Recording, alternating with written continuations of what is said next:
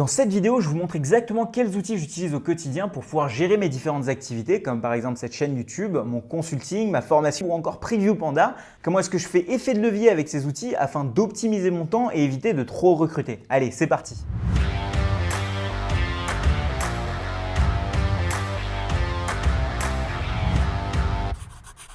Je m'appelle Shubham Sharma et bienvenue dans cette nouvelle vidéo. Sur cette chaîne, on parle de no-code, de growth, d'entrepreneuriat, bref, tout ce qui vous permet de réussir dans vos business en ligne. Donc si jamais c'est des sujets qui vous intéressent, pensez à vous abonner. Allez, c'est parti pour tous ces outils. Et on commence tout de suite avec les landing pages. Les landing pages, c'est un élément hyper important parce que ça va vous permettre très facilement de créer des pages sur le web pour pouvoir recueillir des adresses email. Et moi, pour ça, j'utilise l'outil qui s'appelle Swipe Pages.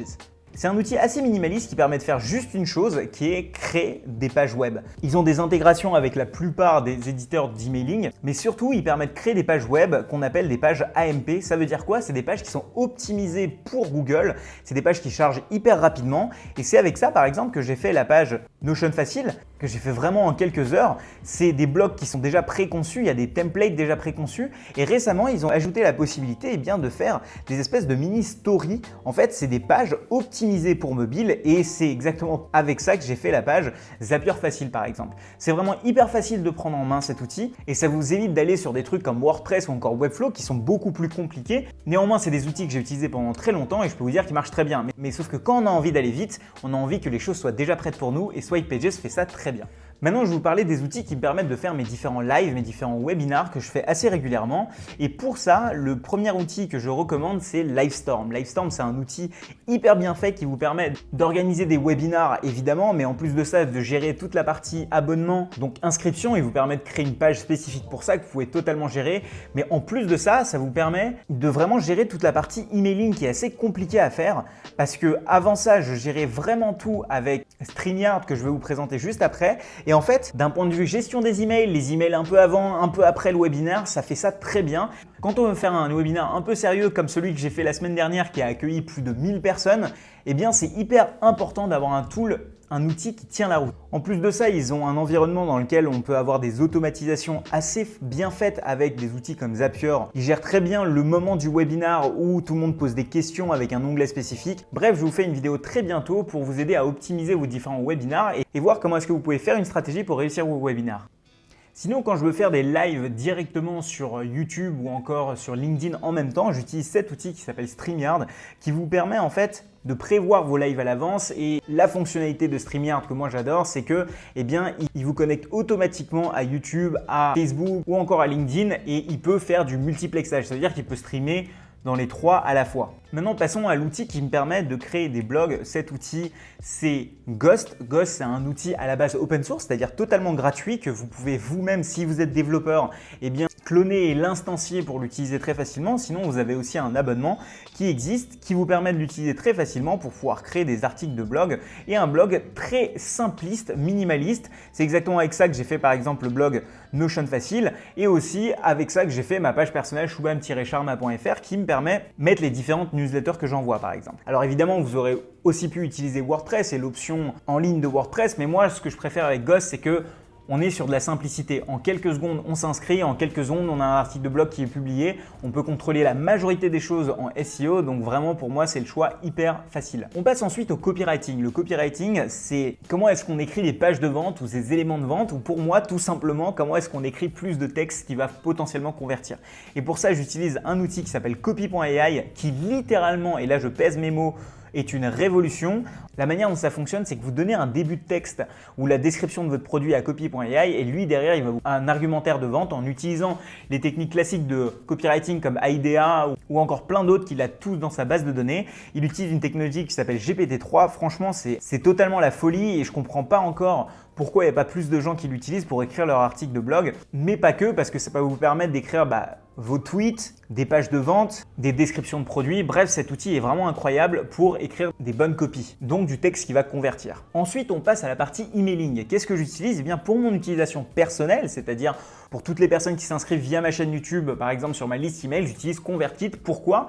Eh bien, parce que c'est un outil qui est fait pour les créateurs. Il n'y a pas de système de liste, il y a juste un système assez simple de tags qui vous permet de faire un certain nombre d'automatisations qui vous suffisent largement et donc vous n'avez qu'une seule base de données. Vraiment, c'est l'outil par excellence pour les créateurs. Alors ce n'est pas forcément idéal si par exemple vous avez un SaaS et que vous essayez d'utiliser ConvertKit parce que là, vous allez peut-être devoir créer des listes différentes, des scénarios d'onboarding spécifiques que vous pouvez faire dans ConvertKit, mais ce n'est pas forcément le plus idéal pour ça. Pour ça, moi, j'utilise Sendinblue. Sendinblue, c'est un outil, un email service provider, donc un peu comme Mailjet ou encore d'autres email service providers, sauf que celui-là, je le trouve particulièrement bien parce qu'il a une feature d'automatisation qui est hyper bien faite. Je pense que je détaillerai ça dans une autre vidéo également. Donc, il est d'autant plus intéressant de vous abonner pour pouvoir y avoir accès. On passe ensuite sur la partie design, avec quoi je fais les designs de mes miniatures, les designs de mes slides, les designs des différentes brochures ou quoi que ce soit ce que je dois sortir en sachant que j'ai pas encore de designer et que je fais tout moi-même. Eh bien, vous allez être étonné, j'étais pour longtemps un grand amoureux de Photoshop, mais récemment, je suis passé à Canva.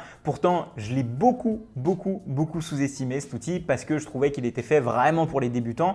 Mais en fait, là aussi, c'est la simplicité qui me fait aller vers Canva où très simplement, je peux faire des miniatures de vidéos, je peux faire très simplement des slides, on peut uploader des images juste en les copier-collant d'Internet, vraiment, et surtout, il y a énormément de templates. Pour tout ce qui sont les petites animations, les petites vidéos que je fais sur LinkedIn, qui s'animent un petit peu, c'est directement sur Canva. Maintenant, je vais vous parler d'un outil qui va me permettre de recueillir du feedback des différents utilisateurs qui regardent cette chaîne, qui utilisent mes différents produits, ou en tout cas toute personne qui veut me donner de l'information pour pouvoir m'améliorer. Pour ça, j'utilise Nolt. Nolt, c'est un outil qui fonctionne un petit peu comme Product Hunt, c'est-à-dire qu'il va vous donner un board comme ça où là, vous allez pouvoir upvoter chacun des utilisateurs sans s'inscrire. Et ça, c'est vraiment important parce qu'on évite que les gens partent parce qu'il y a une couche en plus d'inscription, ils vont pouvoir upvoter. Et dans mon cas, par exemple, je l'utilise pour savoir quelles sont les prochaines vidéos que je devrais faire. Et là, les gens viennent, proposent des vidéos ou alors potentiellement upvotent des vidéos qui sont déjà proposées par des personnes avant. Moi, ça me permet d'avoir un feedback directement de mes utilisateurs et surtout, eux, ça leur donne une plateforme pour s'exprimer. Les amis, si jamais vous êtes en train d'apprécier cette vidéo, n'hésitez pas à mettre un petit like, ça permet de faire découvrir cette chaîne à encore plus de monde et surtout, ça permet de me consoler parce que je suis en train de faire une vidéo à 38 degrés en Inde et là je suis à chaque fois entre chaque prise en train de suer. Donc au moins ça me permettra de voir que j'ai pas sué pour rien. Allez, c'est reparti. Mais vous le savez, c'est pas le seul outil que j'utilise. Pour ça, il y en a un autre qui s'appelle VideoAsk et VideoAsk, c'est l'outil par excellence pour faire du feedback vidéo directement depuis votre smartphone. Je vais pas m'attarder dessus parce que j'ai fait une vidéo complète, mais en gros, ça va vous permettre très facilement de poser des questions à vos utilisateurs et ils vont vous répondre en vidéo. Ensuite, avec quoi je traque mes différents projet. Alors le premier pour moi, c'est un gros vecteur, c'est YouTube. YouTube a une app qui s'appelle YouTube Studio qui vous permet un peu de traquer vos vues, de traquer combien de revenus vous avez généré, de traquer le nombre de subscribers par exemple. Et donc là par exemple, il y a la vue sur les 90 derniers jours qui me dit quelles sont les vidéos qui sont le plus performées, quelles sont qui ont le moins performé, comment est-ce que l'audience réagit en fait aux différents segments de vos vidéos. Bref, ça me permet d'avoir un vrai terrain de jeu derrière pour savoir quel type de vidéo faire par exemple et je passe énormément de temps sur mes analytics. Alors c'est le cas pour YouTube, mais c'est aussi le cas pour les autres blogs, les autres sites web comme Notion Facile par exemple où là je vais utiliser Google Analytics pour traquer le nombre d'utilisateurs, de visiteurs, de sign-up. Je les traque directement sur Google Analytics. Et pour ce qui est de Preview Panda, on utilise Hotjar pour traquer un peu comment est-ce que les utilisateurs se comportent parce que Hotjar, ce qui vous permet de faire, c'est voir un petit peu une heatmap, donc une zone de chaleur sur votre site web, où est-ce que les gens passent le plus de temps et surtout, une des features qui tue tout, c'est que vous pouvez revoir des vidéos de vos utilisateurs en train de réagir sur vos sites web et ça vraiment, ça change tout pour pouvoir faire de meilleurs produits. Ensuite, je vais vous parler des outils pour gérer mon organisation. Alors là, sans surprise, c'est Notion. J'en ai tellement parlé sur cette chaîne, je ne vais pas m'attarder là-dessus, mais je l'utilise vraiment pour tout, pour m'organiser sur toutes ces activités avec différents workspaces, différentes personnes. Donc moi, je vous le recommande, il y a une playlist qui est de plus de 18 vidéos que vous pouvez aller regarder. Donc, pas trop de commentaires là-dessus. Ensuite, il y a un outil que je vois énormément revenir en commentaire, en tout cas on me demande lequel c'est Whimsical. Whimsical, c'est cet outil-là qui me permet de créer des petits schémas comme ça. Et c'est des schémas que j'utilise énormément aussi en consulting pour pouvoir m'exprimer, pour designer un petit peu ma pensée, mais aussi ça permet de faire énormément de maquettes. Donc c'est un outil que j'utilise vraiment beaucoup et vous avez tout un système de dossiers, etc. En plus de ça, il coûte vraiment pas cher. Donc je vous invite à le tester et à l'utiliser dans votre activité. Maintenant, passons à une activité que j'adore qui est l'automatisation. L'automatisation, vous savez, je suis un fan de Zapier, mais je suis un fan aussi d'Integromat qui me permet de créer la plupart de mes automatisations. Donc là, typiquement, des automatisations avec Tally, des automatisations avec des spreadsheets, avec Swipe Pages directement, mon outil de landing page où à chaque fois qu'il y a quelqu'un qui va s'inscrire, eh bien, je vais l'inscrire aussi sur ConvertKit. Je vais aussi gérer les erreurs. Bon, je vais là aussi pas m'attarder sur Integromat, j'ai fait énormément de vidéos là-dessus, mais sachez que j'utilise aussi Zapier pour pouvoir gérer quelques workflows, donc un peu moins, mais par exemple, il y a des applications qui ne sont pas disponibles sur Integromat et du coup, je vais devoir utiliser Zapier. Mais que ce soit l'un ou l'autre, il est hyper important d'avoir un outil d'automatisation dans votre boîte à outils professionnelle. Ensuite, pour ce qui est de la formation, j'ai récemment créé Notion Secret, qui est une formation en 4 semaines qui vous permet de vraiment bien vous organiser sur Notion. Et pour ça, j'utilise Podia, qui est un outil connu et reconnu. Il y en a plein d'autres, il y a Teachable par exemple. Mais Podia, il me permet de faire la landing page de la page, de la vendre au même endroit et de mettre les vidéos au même endroit. C'est pourquoi j'utilise Podia. Sinon, pour ce qui est de la communauté qui arrive avec cette formation, j'utilise Circle. Circle, c'est un endroit génial qui est un peu entre un forum et un Slack, on va dire, qui vous permet de créer des communautés en ligne. Et par exemple, nous, on a la communauté Notion Secret Circle où il y a toutes les personnes de la formation qui interagissent, qui posent des questions, qui s'entraident. Et ça, je le fais avec Circle, qui là aussi est un outil vraiment incroyable pour créer des communautés et je vous le conseille. Ensuite, au niveau du planning, là, je vais radoter un outil que je répète à chaque fois, c'est Motion. Motion, c'est un outil qui est assez complet. J'ai fait une vidéo complète là-dessus, mais en gros, il va vous permettre de gérer vos différents agendas, d'envoyer des liens d'agenda